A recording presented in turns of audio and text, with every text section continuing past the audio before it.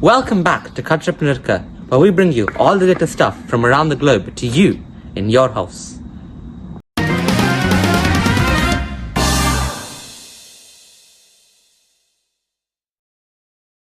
Today we will be discussing the government's latest ban on social media for under 16s. After pushes from the Conservatives in January and the Liberal Democrats in September, the House of Lords made an amendment to the government's schools bill that suggested a ban for social media. The government then ran a consultation in March looking at numerous ideas, including banning social media for under 16s, and they came back with a resounding answer of yes, and the Prime Minister announced the ban on the 15th of June. Monday this week. Acting as a catalyst for cultural change, the new ban will be a Robin Hood of sorts, taking childhood away from endless abyss of TikToks and Instagram Reels and giving it back to children. Taking a feather out of Australia's hat, the government seek to ban in platforms that allow user-to-user interaction and live streams such as TikTok, Instagram, Facebook, X, Snapchat and YouTube. However, messaging services such as WhatsApp and Signal will remain unaffected by the ban. Acting as a global leader, the government aims to curb the cliff edge effect, which happens when a sudden change in legislation occurs when you cross an age boundary, by putting forth restrictions by default for 16 and 17-year-olds as well as putting in legislation such as overnight curfews and mandatory breaks from infinite scrolling for all under 18s. Prime Minister Sir Keir Starmer said this is a line in the sand. Tech giants had their chance and failed, but we're stepping in to protect children, back parents, and set a new normal for future generations. Technology Secretary Liz Kendall has said that tech companies have had countless opportunities to keep children safe, yet they have failed to act. This is why we are taking our power away from tech giants and putting it back in parents' hands. There is a silver lining to the ban.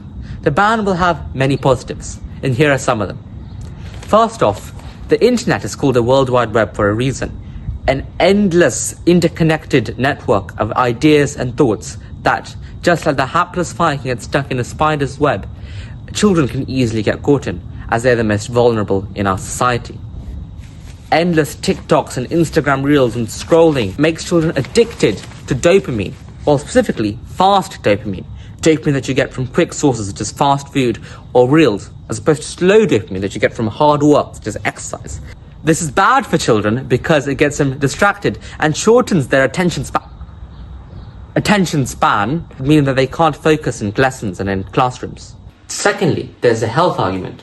Children spend more time on social media these days than going outdoors and socializing with their friends. This might be one of the reasons that depression rates are so high amongst children these days, along with other mental health issues. By banning social media, government gives children more opportunities to play outside more, which is both good for their physical health and their mental health. Their head teacher at Courtauld House, George May, has commented, saying that when phones are removed from the equation, something remarkable happens. Children talk more, they play more, they learn to sit with boredom long enough for imagination to kick in. In short, they get to be children, not a digitally accelerated version of themselves. May argues that whilst it's easy to ban phones in schools, it's much harder to do so at home, and the government's decision to do this helps majorly back parents. In May's words, social media can wait, childhood cannot. There is also the sad truth that the internet is a very dangerous place. Endless reels and scrolling has led to some children who are already depressed being sucked into a depressing algorithm filled with depressing and suicidal reels that has led to many children losing their lives in suicide, or even some children losing their lives taking part in internet challenges. And as the parents of these children, they've been one of the most vehement supporters for the social media ban. Furthermore, there's also the issue of stranger danger, with user-to-user platforms such as Discord and Roblox allowing interaction with strangers that has led to children being exploited, blackmailed, and much worse. The government prioritizes using the Online Safety Act, OSA, with Ofcom to help protect women and girls against violence, to address illegal activities such as online fraud and scams, and to protect vulnerable groups from hate speech online. Technology Secretary Liz Kendall has commented, saying, "My driving force has always been to give every child from every background the best possible start in life. That is what these regulations will deliver."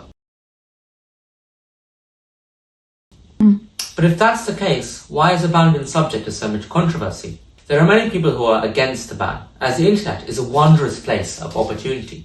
Children can learn and interact with other people in a powerful, meaningful way that can allow them to form connections across the world. The internet is a place where people exchange ideas, an encyclopedia greater than any you can find in any library in the world, even the British Library itself. Ideas can spread from England to Ethiopia, and this pushes ideological movements across the youth, allowing them to stand together for what they believe that's right. And by excluding children from social media, we're excluding them from this great cultural movement. The world will be filled with social media when you grow up, whether people like it or not. And so some people argue that children will have to get used to it at a young age and have good skills of digital literacy, which they would lack due to a social media ban. Amnesty International described the ban as right diagnosis, wrong prescription. They believe that the issue with social media is a design issue, and that cannot be solved with an access ban. They believe that pressure should instead be put on big tech firms to put regulations further in place and not on parents and children to make the internet a safe place, as they know that the internet is where children will spend a lot of their lives when they grow up, and so they should get used to it. Amnesty said that young people deserve to be safe online, but they also have rights. Social media can expose to harm, but it is also where many young people learn, connect with friends, find support, organize around issues they care about, and make their voices heard. Some members of the scientific community have also expressed some contempt for the ban, as there isn't full evidence proving that social media is bad for mental health. They would have liked the government to wait for more concrete evidence from Australia proving that the ban works before they were to enact similar action themselves. One of the most vehement opposers of the ban is the Molly Rose Foundation, an NGO who believe the government to focus more on regulation instead of outright banning social media for the children. In order to support their viewpoint, Molly Rose have begun to crunch. Not carrots, but the numbers. Molly Rose have conducted a study of Australian 12 to 15-year-olds to see if Australia's ban, which they enacted in 2025, truly has been effective. More than 3/5 of Australian children who used to have accounts on these social media sites are still able to use them, with 70% of them saying it was easy to do so. 3/5 of these children have said that they have no action taken to deactivate these accounts they've had on apps such as TikTok or YouTube, despite it technically being illegal to have them. A quarter of children said they were easily able to make their way around age checks. On each platform, between 3% and 30% of children found other workarounds to get themselves an account, like asking a family member or a friend to set it up for them.